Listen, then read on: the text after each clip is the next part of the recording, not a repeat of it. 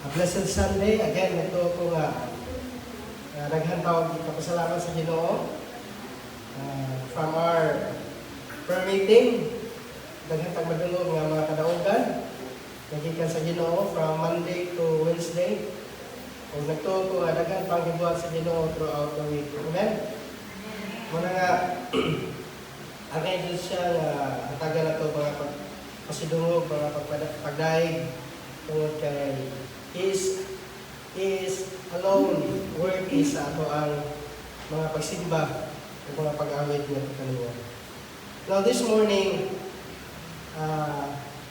atong tunan, pagpadayon ang ato ang topic o makita ang atong pasahe diha sa 1 Pedro, Kapitulo 3, versikulo 8 ngadto sa 17. Again, we are studying the book of 1 Peter. Wala nga, happy na tamahuman. Chapter 5, naman itama ng 1 Peter. Wala nga, nanata sa tunga-tunga napit. And praise God na daghan tawag mga learnings na ka-study ta intentionally sa libro sa 1 Pedro. And our message is entitled Living in Harmony and Suffering for Righteousness. Now, ato nang sabtan later on sa ato ang pagpaminaw sa pulong sa Ginoo. Let's read first the passage in ang pulong sa Ginoo. Finally, all of you have unity of mind, sympathy, brotherly love, a tender heart, and a humble mind. Do not repay evil for evil or reviling for reviling. But on the contrary, bless, for to this you were called, that you may obtain a blessing. For whoever desired to love life and see good days, let him keep his tongue from evil and his lips from speaking deceit. Let him turn away from evil and do good. Let him seek peace and pursue it. For the eyes of the Lord are on the righteous, and his ears are open to their prayers. But the face of the Lord is against those who do evil. Now, who is there to harm you if you are jealous for what is good? But even if you should suffer for righteousness' sake, you will be blessed. Have no fear of them, nor be troubled. But in your hearts, honor Christ the Lord as holy, always being prepared to make a defense to anyone who asks you for a reason for the hope that is in you. Yet do it with gentleness and respect, having a good conscience, so that when you are slandered, those who revile your good behavior in Christ may be put to shame. For it is better to suffer for doing good, if that should be God's will, than for doing evil.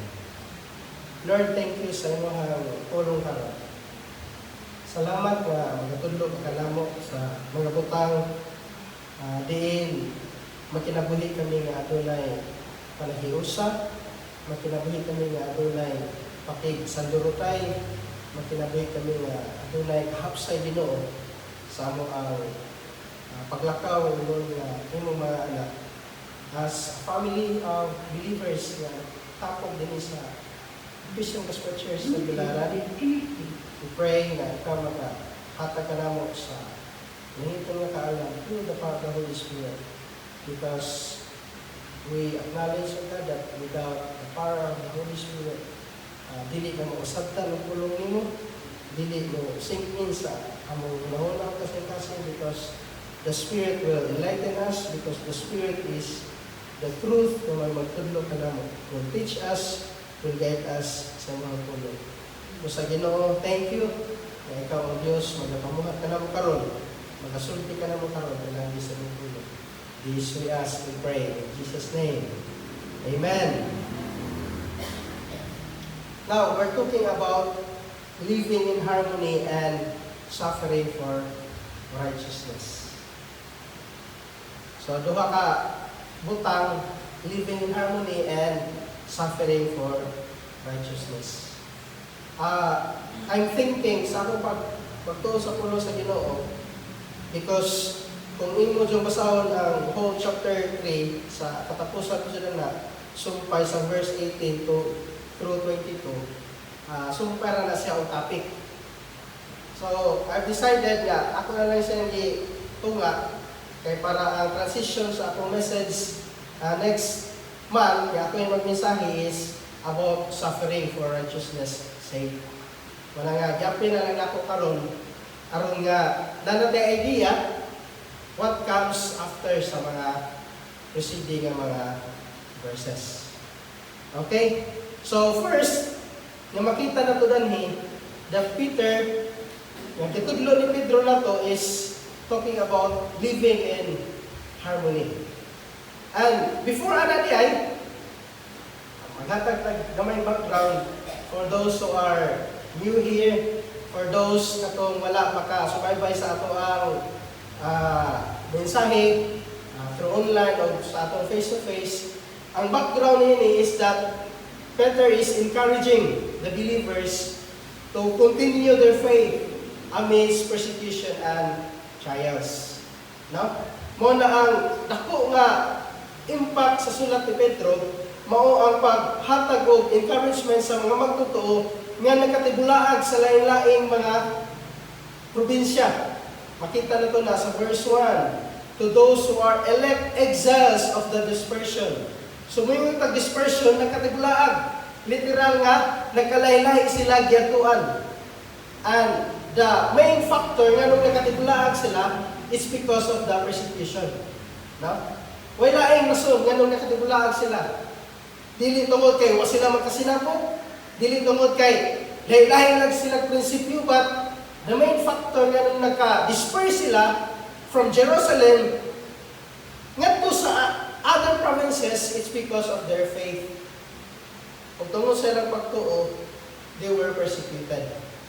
So dili lalim ang nahitabo sa mga magtutuo sa anong panahon.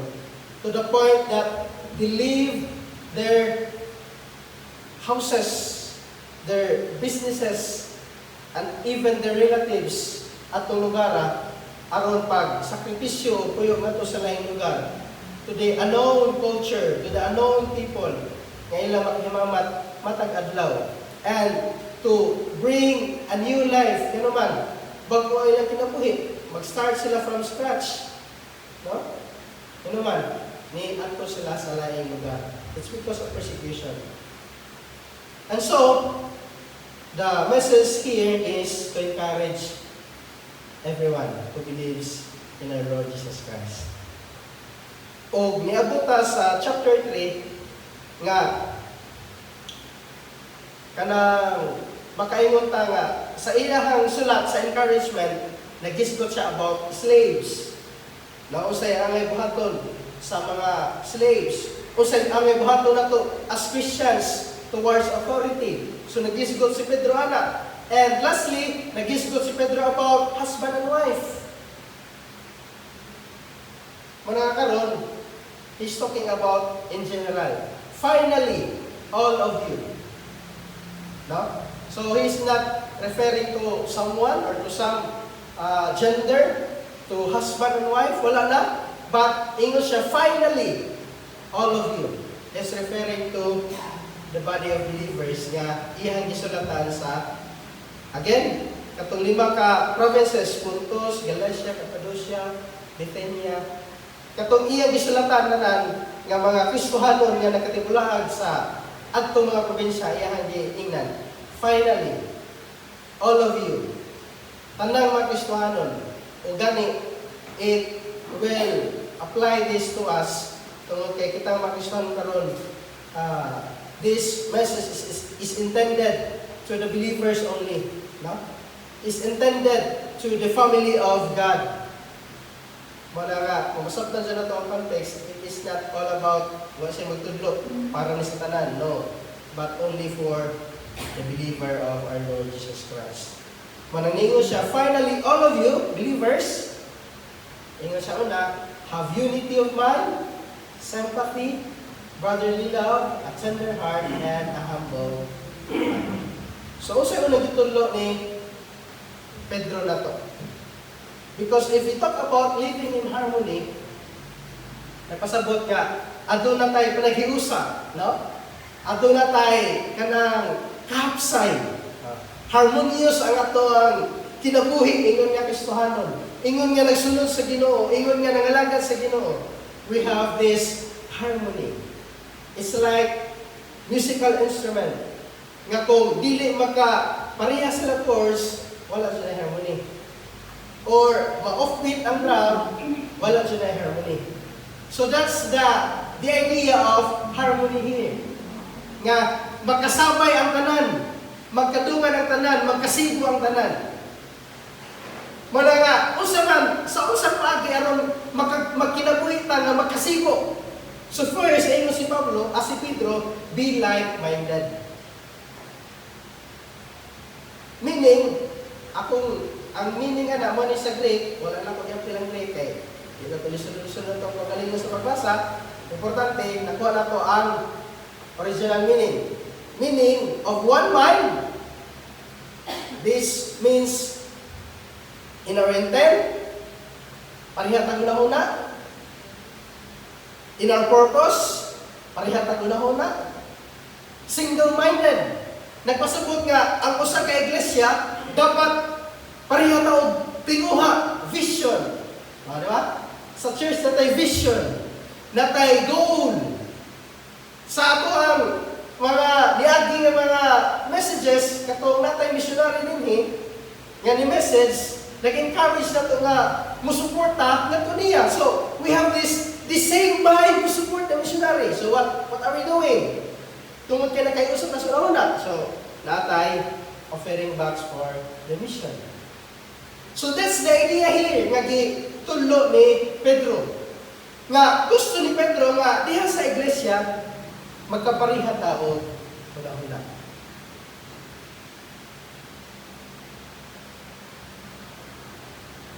Towards our goal sa church. And nagsalamat po sa Ginoo because nakita na nato ang product, ang bunga sa ato ang goal nga to go and make disciples. That's why dili wala to gikasakit nga uban na to maisuod o sa laing simbahan, no? Wala to gikasakit nga ang nabilin kita na lang dinhi, ang uban pa sa laing church nag-support. Why? Because that's our mission. Nagkasinabot ta nga may atong buhat to, di ba? Si Pastor Go pa na saya ang pagdala dinhi nga kinahanglan mo maghimo ka og outreach. So man na ay hitabo nga Ambuan Church. Na ay nahitabo nga Mahayag Church. Na ay nahitabo nga Kalapit Church. Why? Because we have the same mind. And kung mamintay na nato nga magkapariha kanunay, magkatulong kanunay ang atong una-una, mutulin ta sa ato ang mission sa iglesia. Amen? Tinoon. Because if we do not have the same mind katong pag-support sa missionary, siguro wala kayo mo-support ang hatag. But the fact nga nakita nato from the last Sunday nga nagsugod hatag sa atong support sa missionary, nakita nato nga usana ka pagpamatuod nga nakahiusa ta sa atong una to support the mission. So mo ni pasabot ni Pedro, be like-minded. Secondly, ingon siya, sympathy. Finally, all of you have unity of mind, sympathy. Or in other words, compassionate. Sa Greek, meaning a feeling, or sympathetic. So, gikuha ang word ni ESV sa word sympathy. Sympathetic, meaning having compassion one of another. So, mahimos yung harmonious ang atong kinabuhi, ang atong pagpangalagad sa Ginoo if we have this fellow feeling. Diba? Nindot tayo nga, kung usay ipati sa usa, mabuhay ang pagkatuyon. Kung nalipay ang usa, malipay mo tama kita niya. No? Like for example, lang nga nakatayon sa simple. So, itapon nga nagtanaw sa balita, sa post, nalipay ko ta. Diba? Isa may nalipayan eh. Diba? Kita, ang nalipay. Because that's sympathy. Meaning, kung usay yung ipati, makuya itong patiyon. A fellow feeling. No? So, ano ba? Kanang, makita na ito nga ang church, mag-grow, ano na tayo, harmony, tungod kay, tingnan na ito ang kasuod as family sa CGCP. Na ating mga palita, na ating mga prayer request, at sa ubad-abanan. Even birthday, nalipay ko nga, grabe birthday, di na pagkasitay-say ko nga, reply. So, heart talaga tanan. Well, sympathy. So, kalipay sa usa, kalipay sa tanan. Kaguol sa usa, kaguol sa tanan. That's why, na yung mga prayer request, i-pray sa tanan. Why? Because that's the idea of compassionate or sympathy. A fellow feeling. And I do believe if we have these principles ato ang kinabuhi, if we have these practices nga ato ang kinabuhi, kanilang duha, we can live a harmonious life as a family of believer din sa pagdilawon. Ikatulo is loving. Brotherly love. So, kung imong tanaw na sa Greek, matag-ingon sa ato ang one of our teacher, si inmate ka, yan na dato ang Griego sa pulong ng Griego because ang love ani is Philadelphia. No? So, literally means, when i-translate sa ESV, brotherly love. So, walay lain, gugma sa atong isig ka, Kristohanon. Gugma sa ato ang isig ka magtotoo, manabot ko sa brotherly love. Gugma as a family of Christian Gospel Church, Aguilara. Mana ang pasabot of brotherly love. Nakatay gugma sa atong isig ka magtotoo? Amen? Amen. So, salamat sa puro sa Ginoo. And last, ako na lang yung usa, a tender heart and a humble mind. Ano ba, may appeal ang tender heart because if you look at the original meaning, it's the same emphasis sa word sympathy and brotherly love. So kung ma-apply na nato ang sympathy, ma-apply na nato ang brotherly love, it will restore to a tender heart. So sympathetic ta, maluluyon ta, mahimutang kain. So that's the point na gitudlo ni Pedro. And lastly, humble and a humble mind. Meaning humility, humbleness of mind. So that's usa po na usa sa sekreto ng mahimutang harmonious ang ato ang kinabuhi as a family of believers sa church, as one corporate body. Mahimutang adunay harmonious nga kinabuhi, harmonious nga dagan sa ato ang pagpangalaga sa Ginoo kung aduna tay pagpaubos. And this humbleness of mind, kung pasabot ana is, you're not thinking of yourself highly than others. Again, ang humbleness of mind ana, nagpasabot nga, dili ka maghunaw sa pagalingon nga, mas labaw ka sa uban. Kundi ang humbleness of mind ana, ang versikulo mismo atong pa-explain doon sa na, Philippians chapter 2, manibot pasabot ang humbleness of mind. Ang masahan. Do nothing, chapter 2, verse 3 and 4. Do nothing from rivalry or conceit, but in humility. Again, humbleness of mind, humility. Count others more significant than yourselves. Again, pasabot ang humbleness of mind, not thinking highly of yourself, but instead, count others more significant than yourselves. Let each of you look not only to his own interest, but also to the interest of others. Have this in mind among yourselves, which is yours in Christ Jesus. Kaya makita na ito na nag-example niya si Christ, na bisan siya Diyos, wala sa magkabiling Diyos. Bisan siya tag-iya sa tanan, pero dito siya natao sa kasaman. Nabalatan, kasungan. Kung pasabot, Christ is our example sa ato ang pagpaubos.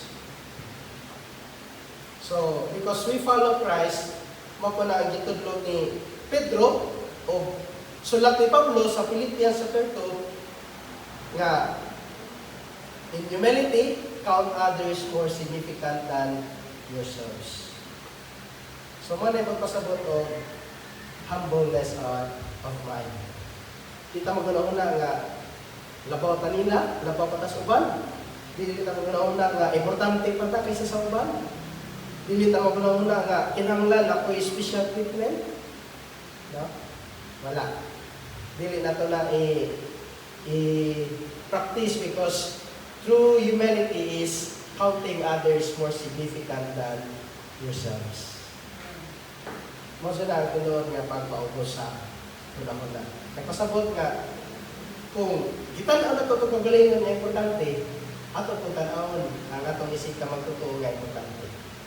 Ana, kung nagtanaw ta sa itong kagalingon interest nga, para murag nindot para nako. So mo ko niya kung buhaton sa uban kay nindot niyo para sa uban. So that's the key word nga humbleness or humility. Humbleness of mind. So, if we do that four things, be like-minded, compassionate, loving, and humble, we can live in harmony. Amen? Maka, kinabuhi ta as a family of believers sa Aguilaran, mutulit ta sa atong mga plano, mutulit ta sa atong pagpangalagi sa Ginoo, mutulit ta sa atong mission, atong purpose, because makasinabot ta, makasibo ta kung naan nato ni mga butang. And padayon ta, ingon si Pedro nga dili lang sa mga butang nga maayo na itong buhaton, kundi even sa mga dili maayo butang, ginahanglan magbantay ta. Aron mapanatili na to, aron marimain, mapadayon na to ang pagkahiusa, pagkinabuhi nga adunay harmony. So, ingon sa sumpay, do not repay evil for evil or reviling for reviling, but on the contrary, bless, for to this you were called, that you may obtain a blessing. So first, yung makita na ito na is, ingon sa Pedro, do not repay evil for evil. So we all know, again, we all know the reason why they were dispersed. It's because of persecution. And for them, ang persecution nga ilang isinati para nila, murag din na sa mayo. No? They were slandered. Di-BI sila. Oh, they were reviled. Manangingo si Pedro, sa mga butang nga nahitabo ninyo, ang kaya meaning sa evil ana, dili na sa evil nga dunay sungay, kundi ang pahitabo nga evil is kanang harm or harmful. Nakasakit nila, nakahatag og injury nila. It's possible nga like Paul nga gibato, nga mo tunton si Pedro sa basket, kay giplanuhan nga patyon, o katong pinaka-worst, katong gidala siya, gibato siya nga, kayo ng mga tao nga patay na si Pablo, gidala siya gawa sa daghaan. Giguyon. So, that's kind of evil nga na-experience sa mga Kristohanon. Pero si Pedro, again, to remain harmonious ang atong kinabuhi. Ingon si Pedro, do not repay evil for evil. Ayaw basli. Kung na manakit mo, ayaw basli o sakit. And I just remember the message of Jesus sa Matthew chapter 5. Wala na ko digi, wala na. But sa ako ang pagtuon mo na ang isang sa muna-muna. Naningon si Jesus nga kung sa paon kas pikas, masang pa ko ng pikas. Kung padaganon ka o palakon ka, 1 mile, lako og 2 miles. Love your enemy. Sumpay na siya. Kay, in the Old Testament, love your neighbor, hate your enemies. Pero si Jesus Christ, love your neighbor and love your enemies. So, muna ni pop up sa una-una, sa dihagat tuong po na ni pag-ingon ni Peter, do not repay evil for evil. Napasabot nga kung ipasakitan ka sa mong silingan, ayaw, mas lipod o sakit. I know it's hard. Isa may nakasaway na gani, nga tungod kay Kristohanon ka, di mura na o lain ang pagkanaon nila. No? So, ino si Pedro, do not repay evil. Secondly, do not repay reviling for reviling. Usa rin ko pasabot ng reviling. That is insult. Karasultihan ka ba o insulto ng mga istorya? Or slander. Mga istorya nga makapahiubos. Mga istorya nga makapasakit. Ingnon ka nga, lahi na nagrelihiyon. Lahi na karang board again na kay nagdadaan ng Biblia. One time ako sige ko ato simbahan, ingnan ko, ay walang minart ko, wala pas kaglangit. So sa akin, joke na siya, pero kung ato i-internalize, kung sakit, kung mo, kung maraming insulto ba. For them, nga, wala sila kasabot, nga, joke na to, pero para na to, kasakitan, luta. Pero sa gingon ni Pedro, do not repay reviling for reviling. Kung sulti sila dili mayon mo, ayaw itong Panginoon sulti nga dili mayon. And we will understand that later part sa atong message about suffering for righteousness' sake. Amen? And in this way, again, we can live in harmony. Not just in the family of believers, kundi nga po sa ato ang mga igsuon, mga relatives. Nga, usahay, mo pa'y number 1 BBI na to, di ba? Ato mga ikakaw, may una mo insulto na to. Kasi dito o Biblia, malain na sa kanana. Pero sa gingon ni Pedro, do not repay. Sakit na sila. Ayaw bawsin. O insulto, kung sakit yung mga pulong ang hindi mga nagulong. Instead, but on the contrary, kung sa may gingon ni Pedro, bless. Sa'yo ba ni siya bata or listen? Ikaw, kag insulto ka, kasi may nakasaway na insulto ano? Kay isunod ka sa Ginoo. Kisa may nakasuway o gi-treat nga dili maayo dinhi. O kaya sunod ka sa Ginoo. So siguro we have different stories. But ang pinaka-amazing nga gisulti ni Pedro is kung mao ni ang measurement sa grace nga gihatag sa Ginoo nato baga. Usahay makaingon ta nga lisod na lahat ng Ginoo. No? But on the contrary, instead of repaying evil, instead of repaying insults, asa may gusto ipabuhat ni Pedro na to? Bless. For this you were called. Kay mo ni ang rason nga nung gitawag ka. Mo ni ang rason nga nung himo ka Kristohanon. Mo ni ang rason nga nung himo ka anak sa Dios. You need to bless them. O kung sabot ng bless, to speak well of. Meaning, kung insultuhon ka, dili mo sila baw sa insulto. Instead, ginoon tayo magpanalangin mo, ginoon tayo magluwas ng makasabot ko ka sa aming barangay.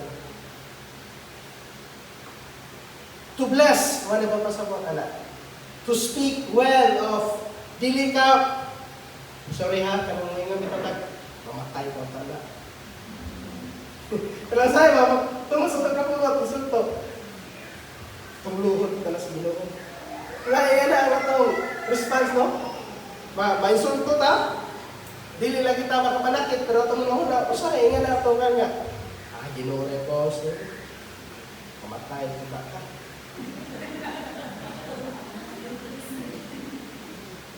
Pero, opposite ang ganyan ni Pedro. Instead, ingon siya, bless them. Kung na yung insult ko mo, bless them.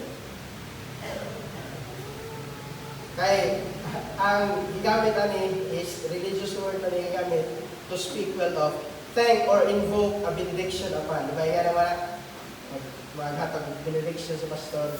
Kinapusan, ang Ginoo, manakanato, ang Diyos Amahan, ang Espiritu, ang anak sa Diyos, mag-aubang kanato kanina. Diba nga na ang benediction? So that's the idea of bless anak. Nga, musulti tao mga butang nga makapaayo sa ato ang igsuon, especially those who do evil to us, especially those who insult us or revile us. Our action, our response is to bless them. Amen? By God's grace? By God's grace. Ato nang tumuon.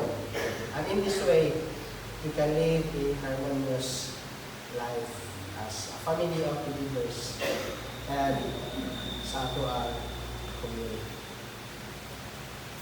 So ato sa second part is suffering for righteousness.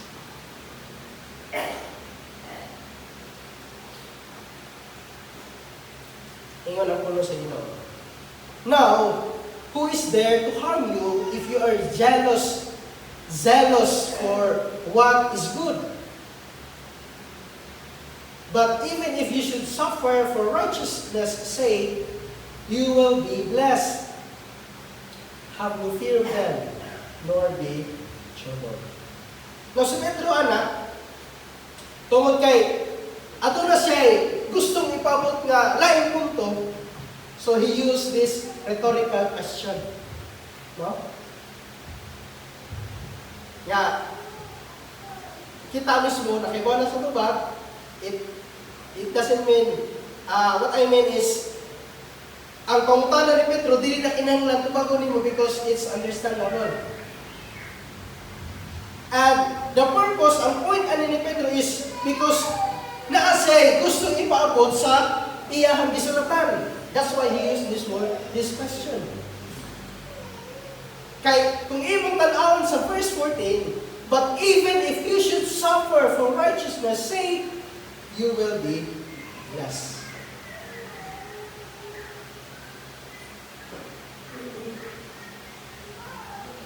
Meaning, ang point ni Peter is this: if you suffer for doing good, you are blessed. Kaya bitong, ikaw may nagbuhat ng ayo, pero ikaw may nooy nagsuffer, ikaw na'y maayo sa iyong silingan, pero bugal-bugalan na kanila. Ikaw pa mo share of Bible verse, pero ikaw pa na'y tungluhon. If you suffer for doing good, for righteousness' sake, malibot pasabot anak. Righteousness' sake, napasabot ang atong kinabuhi. As a Christian, na magkinabuhi ta nga matarong, magkinabuhi ta nga nagsunod sa Ginoo. So, manilain na doing good. Mo man na ang atong ipakita sa mga tao. Ingon si Pedro, if you suffer for doing good. Kung nag-suffer ka karon tungod kay nagsunod ka sa Ginoo, nangalangit ka sa Ginoo, tungod kay adunay nagbugal-bugal nimo nga nisunod ka karon sa Ginoo. Ingon si Pedro. And let us remember this always, that you are blessed. Bulahan ka. Bulahan ka tungod kay nag-suffer ka para sa Ginoo. O dili tungod kay nag-suffer ka kay nakay gibuhat nga dautan. Nag-suffer ka kay nangawat ka, nag-suffer ka kay nakay nahimo nga nakakuha sa imong integridad.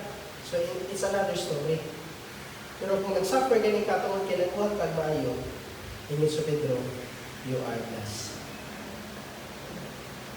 Naman na itong mga ison. And this is an encouragement nato nga padayon ta sa pagbuhat ug maayo. No? Tungod kay bulahan ta ng mga tao nga nagbuhat ug maayo para sa atong Ginoo. Amen? Para sa atong Ginoo. That's why ingon siya, have no fear of them, nor be troubled. Because ang suffering man gud nila dinhi, again, makita nato kanang sa ilahang kinabuhi nga to the point nga disperse sila. So grabe dyan ang suffering nila. It's a different story sa atong suffering karon, no? Kaya naman tayo mga suffering, gamay ra. When I was young people, duha ka young people nga kauban ako nga nag-suffer sila tungod sa ilang kagustuhan. And one of them, gingnan nga kung magpabautismo nga ka, di na ka may inyong anak. Kadugayan niya nagpabautismo nito anak, gingnan siya, di na ka na anak. O sa mayang ibuhat, ano sa mga tingog? Padayon ni kapon siya, tuyo sa niyang balay, buhat sa ilahang buluhat doon, na siya kay murang ito siya breadwinner, support niya po siya sa iyang family, out of his income, support niya po sa family, bisag, nga na lang, gibunga siya, papa mismo, na di na kalawin yung anak, pero sa kanita mo karon, iyang amahan, iyang family, grabe na kasupport niya. Ano naman, kay ulahan ba? And we become a channel of blessing kung mahimo na pala sa ato pagsunod sa Diyos. And one of them, siya po pa to siya high school. Kaya ka nalagay yung mag-study. Antod nga, ni-confess na din siya nga, Christian siya. Di palayas nga talay. So, what he's doing is, muli ka po sa nila, pero hindi sa pasudlon. Ato sa simbahan na tuyo, kaumbalan mo. So, ato ko na kasi natin, mga grabe ang suffering nga kasi natin nila. Tungod sa ilahang pagsunod sa Ginoo. That even their own family deny them because of their faith. Kunya, nagtanda ko ba nga, hindi na ko nang nitabo sa mga believers sa unang panahon. That from Jerusalem, niabot sila sa other provinces. It's because of the suffering, persecution. Pero naingon si Pedro, have no fear of them, nor be troubled. Ayaw kabalaka, ayaw kahadlok, ayaw huna-huna, trouble, kanang bitawang trouble, kanang daw, huna ka, marawa ka may na.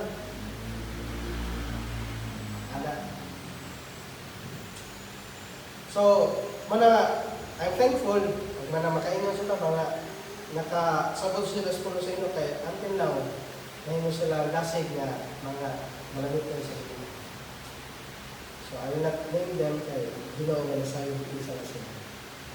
So, what I mean is this, we suffer for doing good. Posible na to, hindi nga, nag-suffer ka because we are now Christians. Nag-suffer tayo because we are now reading the Bible. Because we are now attending Bible study. No? So this is just an encouragement. Nga, kung nag-suffer ka sa imong pagkagustuhan ng kanon, kung na may BI nimo, na musultig dili maayo nimo, this is an encouragement. You are blessed because you suffer for the Lord's sake. Amen? Kaya ayaw hadlok, ingo si Pedro, do not be troubled.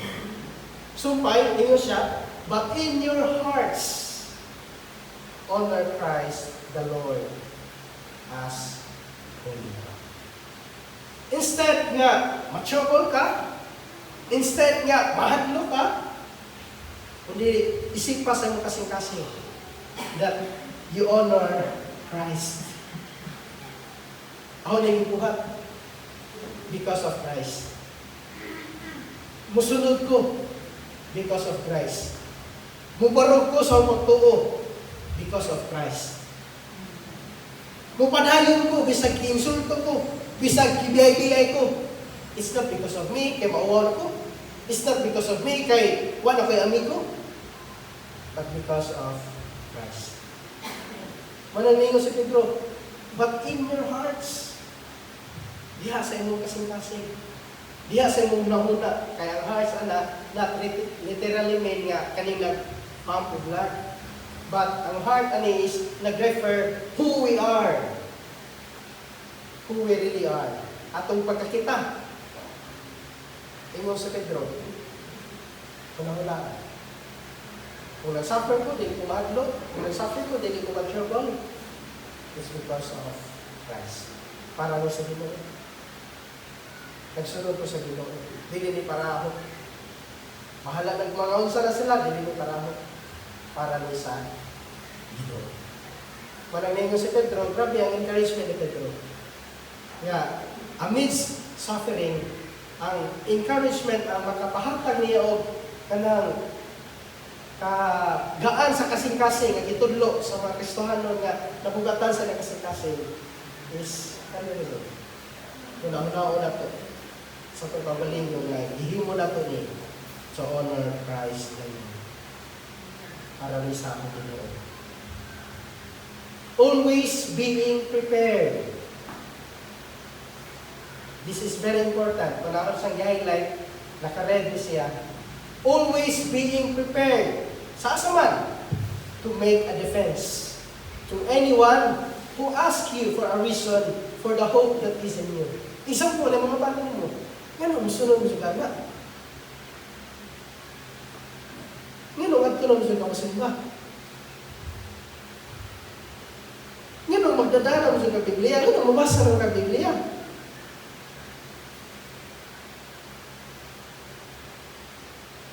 Example, may mga tanong nyo. How will you respond to that question? For the hope that is in you. Nagpasabot, tungod kay mo niya ang atong gilauman is referring to the gospel. No? Is referring to the salvation that we receive. That is the hope that is in Christ. Nasa chapter 1 verse 3. So, ikaw si Pedro, always being prepared to make a defense. Ano ba ta? Are we prepared always? Kung na yung mga na to, gano'n mo alam sa kasimbahan na sinada na. Patubag ka ta? Ha? Gano'n, makaingon magkagaluwas na ka. Kung na yung mga rin wala ba? Makatubag na ba ka? So always being prepared to make a defense to anyone who asks you for a reason. Ano sa mga rason? Ngayon nga nawasan ka. Ari na ta, pinaghan ta dari. Example ba, kung mga tanan, can you answer that question? And if you answer that question, ingo si Peter, do it with gentleness and respect. Dili kay, bawat magod na inyo ha. Sa iyo magod mo. Di magod na nila mo. Mga dimod niyo magod na inyong isimba. Yan ang marang to. Anak ko kailan niya yan na. Walang umusag niya, sabi mo po, kain naman niya nga, mga dimod niyo na inyong isimba. Asa mo respect pa na? Diba? Sa iba, let's be mindful. Tungkol kay, nakasabong ka nga, kung ikaw pa insultuhon ng ganda, sure, ko, kasukan, mapungos ka na kawana nga, isang nang insulto ka sa kong ituhan. Insulto man ang kong religion. Kung naningo si Pedro, itong kumpleto. Nga, if we make a defense, kung mo explain ta, mo istorya ta, mo sulot pa sa Ginoo, naratarin ni simba, ingo si Pedro, do it with gentleness and respect. Kami no? So, nasod ang pagpaubos, nasod ang pag-respetar sa atong isikataw. Nga dili tamay mo humudiro, nga kami mo ko insakto! Wala ka din mo simba. No. Do it with gentleness and respect. Having a good conscience. Having a good conscience. Nagpasabot nga, Wala kay nasakitan. Walay nagdumog nimo, walay nagubos nimo. Napasabot nga, you are in good conscience. Sakto o panata ka sa imuhang gibarugan. So that, mo ni ang rason nga nung mubuhat ta, mutubag ta with respect and gentleness. So that, when you are slandered, kaya kung naay insulto nimo, naay musulti dili maayo nimo, those who revile you, your good behavior in Christ may be put to shame. Ngunong, mutubag ta with respect and gentleness. Aron nga po na yung insulto na to, na mo buhat o dili maayo na to, mawawan sila. Kanang makita sila sa pagalingon nga, sa iyo po itong ihimon. Kaya mo ako si Kuano, brother mo nga, ginsulto na iyang pagtuo, pero gitubag ako nga, Biblia sige kami. Waman jo'y pride nga, ligawa sa iyang waka. Parang ako mismo, kung namilag ako debate, di ko ganahan. Kaya mostly sa mga debate, gapunay mo pa sa garpo. Di na ang debate, nawa na sa iyang linya, ganuman. Itsahay na o kinsay palakasay, kinsay makadaog sa debate. So, we cannot explain with gentleness and respect. Kung naman, magkat po ang tingin sa debate. Managa, I discourage kung hindi ka debate, kumain mo din na talaga. Nga naman, it's opposite sa gisulti ni Pedro to do it with gentleness and respect. Labi na ako, labi tayo sa open area, nga, o katsawa na ka, marag mo, kung ano mo nga nga, kinahanglan mo yung ko, ano, di katubag ka mo sa ingan na ito, no? Mawa ka sa ato ang intention nga, masangyo sa puno sa Ginoo, ma-share sa gospel, nga naman, matandog na ang atong ganito. But if you do this with gentleness and respect, ingon si Pedro, katong nag-slander nimo, katong nag-revile nimo, nag-insult nimo, in your good behavior in Christ, they may be put to shame. So, kung tarong ka ng pagkatao, istoryahon nimo sila na tarong, sila na po'y mawawan sa lahang limang.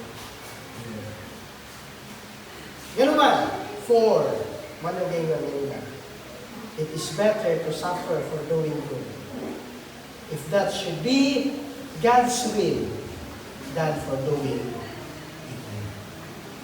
Nag-suffer ba ka tungkol kay nagsunod ka sa kabubuton sa Ginoo? Nag-suffer ba ka tungkol kay nibuhat ka sa gusto sa Ginoo sa iyong kinabuhi?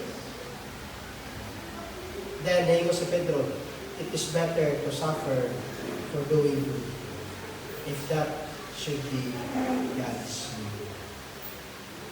If you suffer for doing good, you are blessed. So, mana ang itudlo ni Pedro nato amidst suffering for righteousness' sake. Now, what are the applications?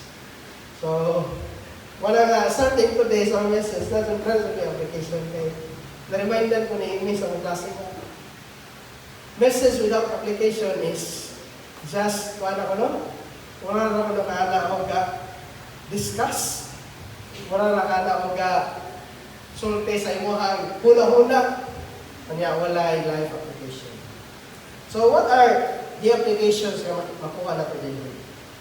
First, let us cultivate a spirit of unity and compassion. No? Sa ato ang mga kinabuhi, kung nakita na to, nakulang pa na to, muna yung una na itong mga ito. Magsugod na sa atong kinabuhi. Gusto pa nga mahabsay, mahanay ang atong iglesia, magsugod na ito. Gusto ta nga makahiusa ang iglesia, magsugod na ito. So let us cultivate the spirit of unity and compassion. Ikaduha, respond to evil with blessing. At ang ganina, do not repay evil for evil. Do not repay reviling for reviling. But on contrary, bless. So, application number 2. Kung na yung buhat na to, kung dili mayo, kung mo insulto na to, dili mayo. Kasi itong response, blessing. To speak well of. Mali ko pa sa of blessing. Pagsulti o mga maayong utang natin sa atong lives. Ikatulo, importante, marang gingon, pangutan na ganina. Muna ikatulo na itong angay i-apply that we should be ready to defend our faith with gentleness. Kung na yung mga na ito, may tungo sa itong pagtuo, pinahanglan, ready ta na makadefend sa itong pagtuo because that is our hope. That's the reason why we are here. That's the reason why we always follow Christ. And again, we do it with gentleness and respect. And lastly, embrace suffering for righteousness. If you suffer for doing good, as a gingon, you are blessed. So kung na yung mga suffering for righteousness' sake, ito na embrace. Lord, thank you, I am blessed. Lord, thank you. Nga, para mo ni I honor Christ. Para mo ni wala na suffer. So thank you and God bless us all. Thank you Lord sa mga tulong. Salamat niya. Ito po na tanamo. To live in a harmonious way.